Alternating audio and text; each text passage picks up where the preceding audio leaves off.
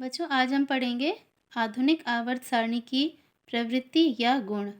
पिछले वीडियो में हमने आधुनिक आवर्त सारणी पढ़ी थी। अब आधुनिक आवर्त सारणी, जिसे हम दीर्घ रूप आवर्त सारणी भी कहते हैं, तो वो हमने पढ़ा था पिछले वीडियो में। और उसके क्या क्या विशेषताएं हैं, यानी आधुनिक आवर्त सारणी किस प्रकार दिखती है, कितने उसमें आवर्त हैं और कितने उसमें समूह हैं, तो वो हमने पढ़ा था। आज हम पढ़ेंगे उसकी प्रवृत्ति या गुण। तो पहला है संयोजकता, यानी आधुनिक आवर्त सारणी में समूहों और आवर्तों में तत्वों की संयोजकता किस प्रकार से रहती है। तो चलिए पढ़ते हैं। आवर्त सारणी में किसी समूह में ऊपर से नीचे जाने पर तत्वों में कोशों की संख्या बढ़ती जाती है, परंतु प्रत्येक तत्व में संयोजी इलेक्ट्रॉनों की संख्या समान होती है, इसलिए संयोजकता भी समान रहती है। बच्चों, ये देखिए, ये है आधुनिक आवर्त सारणी, जिसे हम दीर्घ रूप आवर्त सारणी कहते हैं। तो इसमें हम समझेंगे, ये देखिए पहला समूह है हमारा ऊपर से नीचे आने पर। ये देखिए समूह 1 में hydrogen, lithium, sodium, potassium, rubidium, caesium, francium. तो इसमें देखिए हाइड्रोजन का परमाणु क्रमांक 1। अगला तत्व है समूह में नीचे आने पर लिथियम, जिसका परमाणु क्रमांक 3, सोडियम का 11, पोटेशियम का 19। तो इसको हम समझेंगे कि इस समूह में ऊपर से नीचे आने पर किस प्रकार से संयोजकता पर प्रभाव पड़ता है, उसको हम देखते हैं, समझते हैं। ये देखिए समूह 1 में हमने पढ़ा था, पहला तत्व हाइड्रोजन था, जिसका परमाणु क्रमांक 1 था, और दूसरा तत्व लिथियम, फिर सोडियम, पोटेशियम, यह भी हमने देखा था आवर्त सारणी में। तो उसको हम समझेंगे किस प्रकार से संयोजकता प्रभावित होती है। तो हाइड्रोजन का परमाणु क्रमांक 1 है, इसका मतलब है हाइड्रोजन परमाणु में नाभिक में एक प्रोटॉन और एक इलेक्ट्रॉन बाहर नाभिक के पाया जाता है। तो यदि हम इलेक्ट्रॉन का वितरण करेंगे तो एक ही इलेक्ट्रॉन होने के कारण पहले कोश यानी के कोश में वो इलेक्ट्रॉन आ जाएगा, और इसी को हम संयोजी इलेक्ट्रॉन कहेंगे, क्योंकि अंतिम कोश में जो इलेक्ट्रॉन पाया जाता है वो संयोजी इलेक्ट्रॉन होता है और वही उसकी संयोजकता होती है। तो हाइड्रोजन की संयोजकता 1 हो गई, एक संयोजी इलेक्ट्रॉन होने के कारण। अब अगला तत्व है लिथियम, जिसकी परमाणु क्रमांक है 3। तो यदि 3 परमाणु क्रमांक है तो इसका मतलब है 3 इलेक्ट्रॉन इस तत्व के परमाणु में है और 3 ही नाभिक में प्रोटॉन है। तो यदि 3 इलेक्ट्रॉनों को हम वितरित करेंगे तो 2 कोश में आएंगे, पहले कोश के में 2 इलेक्ट्रॉन और जो एक बचा वो अगले कोश के में एल में। तो इस प्रकार अंतिम कोश एल हुआ और जिसमें 1 इलेक्ट्रॉन है। अगला है तत्व सोडियम, जिसका परमाणु क्रमांक 11 है। तो इसका मतलब है 11 इलेक्ट्रॉन है जिन्हें हम वितरित करेंगे। तो 2, 8 और 1, ये हो गए 11, तीनों मिलाकर 2, 8, 10 और 1, 11। तो जो अंतिम इलेक्ट्रॉन है 1 इलेक्ट्रॉन, वो अंतिम कोश एम में आया है। इसी प्रकार से पोटेशियम 19 है परमाणु क्रमांक, तो इसको यदि हम वितरित करेंगे तो अंतिम कोश एन में 1 इलेक्ट्रॉन आएगा। रुबिडियम 37 है, तो यदि इसको वितरित करेंगे तो ओ कोश में 1 आए। तो इसी प्रकार से हम देखते हैं ऊपर से नीचे आने पर, यानी समूह में पहले तत्व से लेकर अंतिम तत्व तक आने पर हर तत्व में कोश की संख्या बढ़ रही है। पहले तत्व में एक ही कोश है के, दूसरे तत्व में 2 कोश हैं के और एल, अगले तत्व में के एल एम, फिर उससे अगले तत्व में के एल एम एन, फिर उससे अगले तत्व में के एल एम एन ओ। तो इस प्रकार हर तत्व में समूह में ऊपर से नीचे जाने पर प्रत्येक तत्व में कोशों की संख्या बढ़ रही है, समान रूप से बढ़ रही है, और प्रत्येक तत्व में अंतिम कोश में इलेक्ट्रॉन की संख्या 1 है। देखिए के में 1, एल में 1, एम में 1। तो जो बाहरी कोश है उसमें इलेक्ट्रॉन की संख्या 1 है, यानी संयोजी इलेक्ट्रॉन कितना है? 1। तो समान इलेक्ट्रॉन, संयोजी इलेक्ट्रॉन समान होने के कारण जब समूह में ऊपर से नीचे आते हैं तो संयोजकता समान होती है। संयोजकता का मतलब ही है संयोजी इलेक्ट्रॉनों की संख्या किसी तत्व की संयोजकता कहलाती है। तो सब में समान इलेक्ट्रॉन है, इलेक्ट्रॉनों की संख्या समान है, सब में 1 1 1 1 1। अंतिम कोश में सब में 1 है, इसलिए संयोजी इलेक्ट्रॉन की संख्या समान है, और संयोजी इलेक्ट्रॉन समान होने पर संयोजकता भी समान है। अब हम आगे पढ़ेंगे। किसी आवर्त में बाएं से दाएं जाने पर कोशों की संख्या समान रहती है, परंतु संयोजी इलेक्ट्रॉनों की संख्या असमान रहती है, इसलिए तत्वों की संयोजकता भिन्न भिन्न रहती है। ये देखिए आधुनिक आवर्त सारणी में यदि हम आवर्त में चलेंगे तो ये हमने दूसरा आवर्त लिया, तो इसमें कौन कौन से तत्व हैं? Lithium, beryllium, boron, carbon, nitrogen, oxygen, fluorine और नियॉन।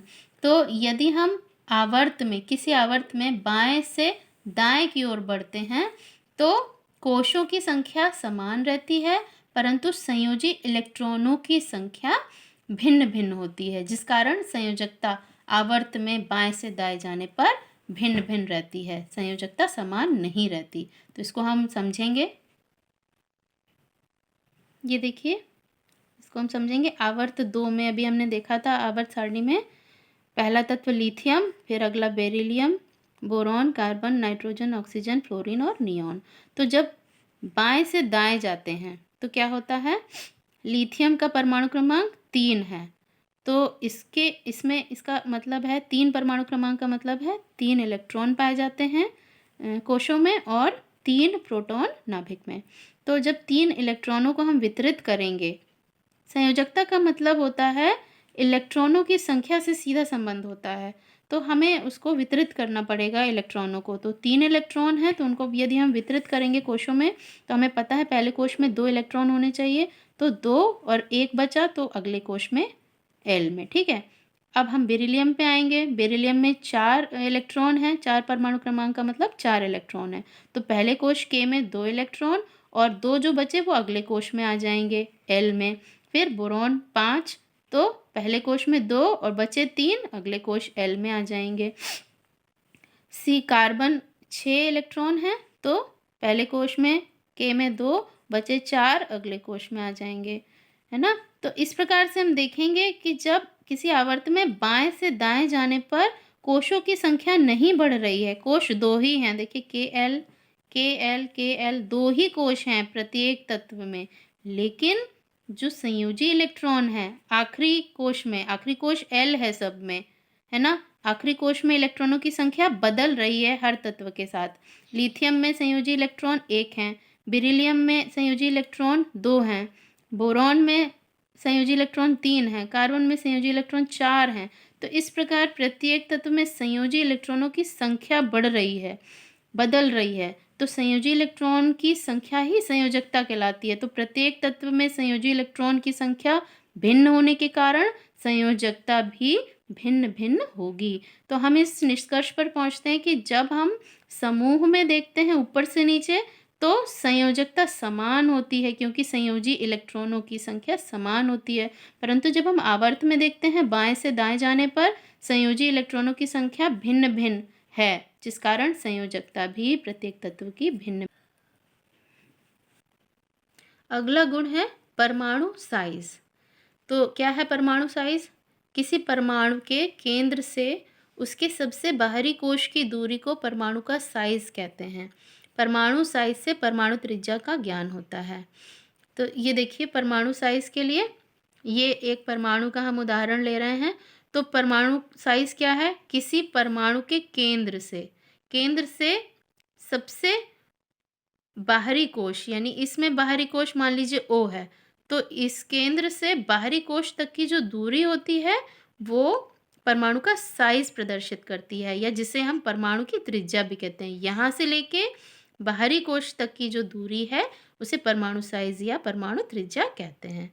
अब किसी समूह में ऊपर से नीचे जाने पर परमाणु का साइज बढ़ता है, क्योंकि समूह में नीचे की ओर जाने पर प्रत्येक तत्व में एक कोश की संख्या बढ़ जाती है, जिससे परमाणु के केंद्र से सबसे बाहरी कोश की दूरी बढ़ती जाती है। अब हम इसे उदाहरण से समझेंगे।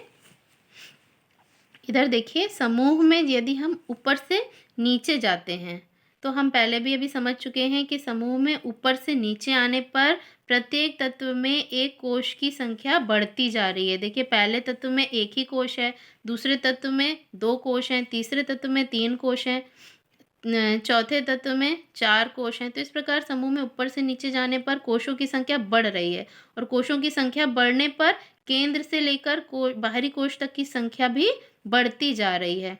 तो पहला जो परमाणु है हाइड्रोजन, वो के कोश तक ही है, तो नाभिक से के कोश तक की दूरी उसका साइज हुआ। लिथियम का साइज और हाइड्रोजन से ज़्यादा होगा, क्योंकि इसमें कोश की संख्या बढ़ गई और केंद्र से लेके कोश आखिरी कोश तक की दूरी बढ़ी हुई होगी। वैसे ही सोडियम में 3 कोश हो गए तो केंद्र से लेके बाहरी कोश तक की दूरी और ज़्यादा होगी।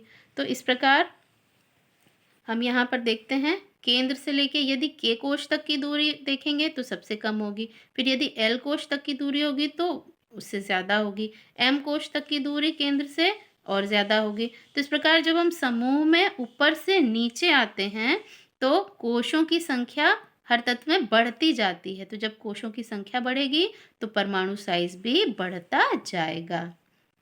वहीं किसी आवर्त में बाएं से दाएं जाने पर परमाणु साइज या परमाणु त्रिज्या घटती जाती है, क्योंकि आवर्त में बाएं से दाएं ओर बढ़ने पर प्रत्येक तत्व में इलेक्ट्रॉन की संख्या बढ़ती जाती है और इलेक्ट्रॉन की संख्या बढ़ने पर नाभिक में आवेश, जिसे हम धनावेश कहते हैं, वो भी बढ़ता जाता है, जिससे यह आवेश विपरीत आवेश वाले इलेक्ट्रॉन को अधिक आकर्षण बल से नाभिक के केंद्र की ओर खींचता है और परमाणु का साइज घटता जाता है। देखिए यहाँ पर हम समझेंगे, ये देखिए, यदि हम एक आवर्त में उदाहरण लेंगे बाएं से दाएं जाने पर, तो पहला तत्व लिथियम है। लिथियम से नियॉन की ओर जाने पर देखिए कोशों की संख्या समान ही रहती है ना, के एल सब में 2 ही कोश हैं, लेकिन इलेक्ट्रॉन की संख्या बढ़ रही है। यानी पहले तत्व में यदि 1 इलेक्ट्रॉन है तो इसका मतलब है नाभिक में 1 प्रोटॉन होगा, तो 1 इलेक्ट्रॉन और 1 प्रोटॉन के बीच कम आकर्षण बल होगा। वहीं अगर हम तुलना करते जाएंगे, यहाँ 2 इलेक्ट्रॉन हैं तो पहले तत्व से अधिक आकर्षण बल इस परमाणु में होगा, क्योंकि 2 इलेक्ट्रॉन है तो नाभिक में भी 2 प्रोटॉन होंगे। तो इस प्रकार हम देखेंगे जो सबसे अंतिम तत्व है उसमें 8 इलेक्ट्रॉन है आखिरी कोश में, और इन 8 इलेक्ट्रॉनों को जो नाभिक में कितने प्रोटॉन होंगे, 8 और 2 10 इलेक्ट्रॉन हैं, तो नाभिक में भी 10 इलेक्ट्रॉन होंगे, 10 प्रोटॉन होंगे। तो वो 10 प्रोटॉन इन 10 इलेक्ट्रॉनों को अधिक आकर्षण बल से खींचेंगे और जिससे क्या होगा, नाभिक की ओर संकुचन होगा, यानी जो परमाणु है वो संकुचित होगा और उसका साइज जो है कम होगा। तो इस प्रकार जब हम किसी आवर्त में देखते हैं तो बाएं से दाएं जाने पर आकर्षण बल बढ़ जाने के कारण परमाणु का साइज घटता जाता है। अब तीसरा गुण है धात्विक एवं अधात्विक गुण। किसी समूह में नीचे की ओर बढ़ने पर प्रत्येक तत्व में एक अतिरिक्त कोश बढ़ जाने से तत्व के परमाणु के केंद्र से संयोजी इलेक्ट्रॉन की दूरी बढ़ती जाती है, जिससे इलेक्ट्रॉन सुगमतापूर्वक निकलने की प्रवृत्ति रखते हैं और आसानी से त्यागे जाते हैं। इस कारण समूह में ऊपर से नीचे की ओर जाने पर धात्विक गुण बढ़ता है। धात्विक गुण का मतलब जब कोई तत्व इलेक्ट्रॉन को त्यागता है, इलेक्ट्रॉन त्यागने से किसी भी परमाणु में धनावेश बढ़ जाता है, और चूंकि इलेक्ट्रॉन ऋणावेशित होता है तो जब इलेक्ट्रॉन त्याग दिया यानी ऋणावेश घट गया और क्या बढ़ जाएगा, नाभिक में धनावेश। तो जब धनावेश बढ़ेगा इसका मतलब है धात्विक गुण बढ़ता है। धनावेश बनाने की प्रवृत्ति धातुओं में होती है तो धात्विक गुण कहलाता है धनावेश बनाना। तो जब हम किसी समूह में ऊपर से नीचे जाते हैं तो हमने अभी पढ़ा कि जब समूह में ऊपर से नीचे जाते हैं तो प्रत्येक तत्व में एक संयोजी कोश की संख्या बढ़ती जाती है। तो संयोजी कोश की संख्या बढ़ने से नाभिक से अंतिम कोश में पाए जाने वाले इलेक्ट्रॉन की दूरी भी बढ़ती जाती है। तो जब इलेक्ट्रॉन की दूरी नाभिक से बढ़ेगी तो वो उसके ऊपर नाभिक का आकर्षण कम होता जाएगा और कम आकर्षण होने के कारण वह संयोजी इलेक्ट्रॉन आसानी से त्यागा जा सकेगा। तो जब इलेक्ट्रॉन त्याग दिया जा सकेगा इसका मतलब है उस तत्व में धन आवेश बनाने की प्रवृत्ति बढ़ रही है। तो जब हम किसी समूह में ऊपर से नीचे आते हैं तो तत्वों में धन आवेश बनाने की प्रवृत्ति अधिक पाई जाती है, यानी उनमें धात्विक गुण बढ़ता है। वहीं यदि हम दूसरी ओर देखें, किसी आवर्त में बाएं से दाएं जाने पर इलेक्ट्रॉन की संख्या बढ़ती जाती है और इलेक्ट्रॉन की संख्या बढ़ने पर नाभिक में आवेश बढ़ता जाता है, जिससे इलेक्ट्रॉन अधिक आकर्षण से बन जाते हैं और तत्व में इलेक्ट्रॉन त्यागने की प्रवृत्ति घटती जाती है, जिस कारण इलेक्ट्रॉन ग्रहण करने की प्रवृत्ति बढ़ती है, अर्थात तत्वों में अधात्विक गुण बढ़ता है। अभी जैसा कि हमने पढ़ा, समूह में ऊपर से नीचे आने पर धात्विक गुण बढ़ता है, क्योंकि कोशों की संख्या बढ़ने से इलेक्ट्रॉन की नाभिक से दूरी बढ़ जाती है और उन्हें आसानी से त्यागा नहीं जा सकता, तो उनमें धनावेश की प्रवृत्ति बढ़ती है। वहीं जब आवर्त में हमने पढ़ा था, आवर्त में बाएं से दाएं जाने पर जो तत्व हैं उनमें कोशों की संख्या तो समान रहती है, परंतु इलेक्ट्रॉन की संख्या प्रत्येक तत्व के साथ बढ़ती जाती है। तो जैसे जैसे इलेक्ट्रॉनों की संख्या बढ़ेगी, नाभिक में भी प्रोटॉन की संख्या बढ़ेगी, तो अधिक आवेश होने के कारण धनावेश नाभिक में और ऋणावेश कोशों में, तो अधिक आवेश होने के कारण उनके बीच आकर्षण बल अधिक होगा और अधिक आकर्षण बल से वे बंधेंगे, क्योंकि विपरीत आवेश होता है, नाभिक में धनावेश और इलेक्ट्रॉनों पर ऋणावेश। तो विपरीत आवेश होने के कारण वे अधिक आकर्षण बल से बंधे रहने के कारण उनमें इलेक्ट्रॉन त्यागने की प्रवृत्ति नहीं होती, और क्या होता है, इलेक्ट्रॉन ग्रहण करने की प्रवृत्ति बढ़ जाएगी। तो हमें पता है इलेक्ट्रॉन पर ऋणावेश होता है, और इलेक्ट्रॉन ग्रहण करने का मतलब है हमने अतिरिक्त ऋणावेश ग्रहण कर लिया, और ऋणावेश ग्रहण करने का मतलब है तत्व का ऋणावेशित होना।